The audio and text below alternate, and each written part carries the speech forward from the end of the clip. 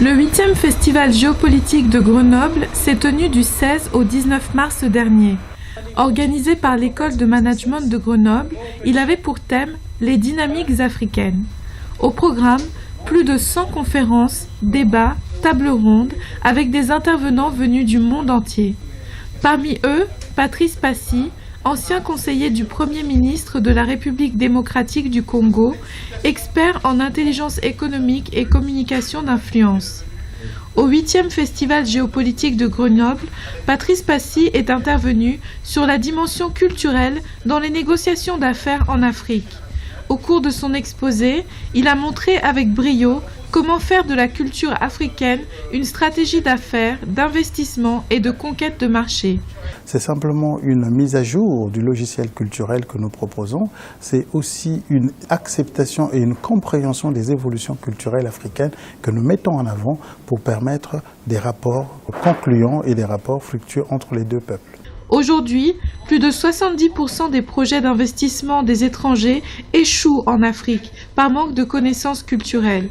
On mésestime le poids de la culture dans la conduite et la gestion des affaires. J'ai dit tout à l'heure que généralement on va pour négocier, pour s'expatrier, pour vendre, pour défendre ses intérêts, mais au cœur de ces différentes activités commerciales, il y a l'homme. Et l'homme, c'est le fruit de sa culture. Donc lorsqu'on n'intègre pas ces différents éléments, naturellement, ça pose des problèmes dans la gestion, la conduite des projets. Qu'est-ce qui pose problème? C'est la gestion du temps, c'est le rapport à l'autre, c'est le rapport hiérarchique, c'est l'autorité, c'est le respect de la parole. Patrice Passy a proposé des clés pour une réussite parfaite et son auditoire ne pouvait qu'être ravi. Et ce qui a été dit est tout à fait intéressant et montre à quel point il va falloir aujourd'hui redéfinir la manière de gérer les entreprises en Afrique. Je crois que le plus important à retenir, c'est que le management aujourd'hui se déploie sur deux versants. Le versant de l'universalité des principes, des activités, la délégation, la formalisation, le contrôle, la récompense, la sanction, etc., etc. Mais aussi le versant de l'adaptation à l'environnement. Je dirais le versant de la contextualisation ou de la contingence. Et ce qui est important aujourd'hui en contexte africain, c'est justement de pouvoir réussir une mise en œuvre optimale des lois ou des principes universels de management en tenant compte des facteurs contingents de l'environnement africain. Et ces facteurs contingents, c'est ce qui a été développé au cours de la conférence, le rôle de l'importance de la communauté, l'importance de la famille, l'importance des réseaux sociaux, des réseaux familiaux, l'importance de l'âge, de l'ancienneté et puis aussi tout le débat autour du paternalisme comme un style de management. Moi je suis déjà allée au Bénin pour une mission humanitaire et j'ai remarqué effectivement qu'on n'avait pas la même vision des choses, nous les Français et les Africains.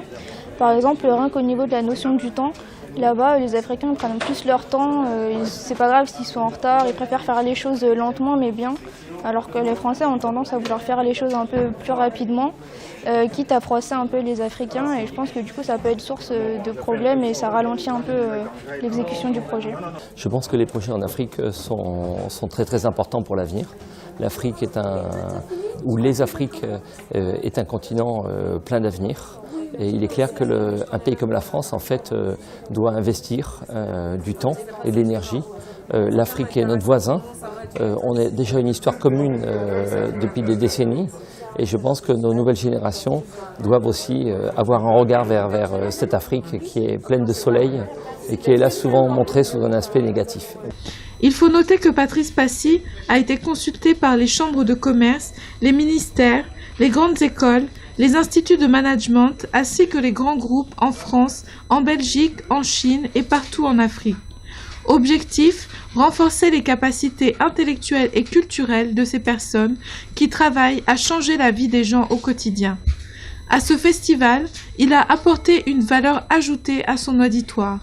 La culture est une réponse des peuples face aux sollicitudes de la nature.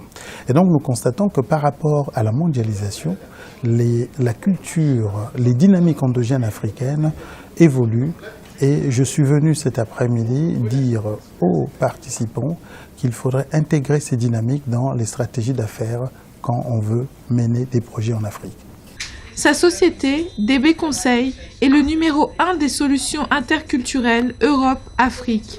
Spécialisé en intelligence économique, communication d'influence, management des organisations et en gestion de problématiques interculturelles, ce cabinet est la référence africaine des solutions d'entreprise depuis 15 ans.